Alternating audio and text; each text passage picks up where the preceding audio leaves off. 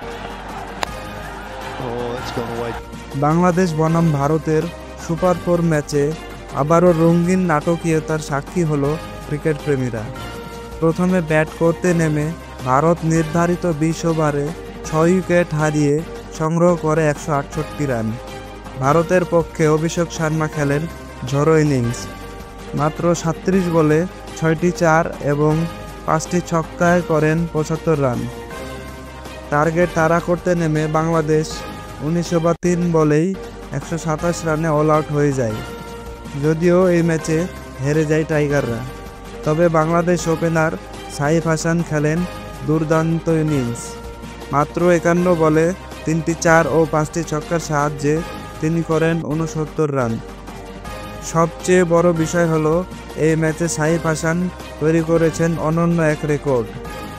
এশিয়ার ক্রিকেট ইতিহাসে ভারতের বিপক্ষে এক ম্যাচে সর্বোচ্চ 5টি ছক্কা মারার কৃতিত্ব আর কোনো এশিয়ান ব্যাটসম্যানের নেই। বাংলাদেশ নাটকীয়ভাবে হেরে গেলেও সাইফ হাসানের এই ইনিংস ভক্তদের মনে এক নতুন আশার আলো জ্বালিয়েছে। এই পারফরম্যান্স প্রমাণ করেছে ভবিষ্যতে ভারতকে হারানোর মতো সামর্থ্য টাইগারদের আছে।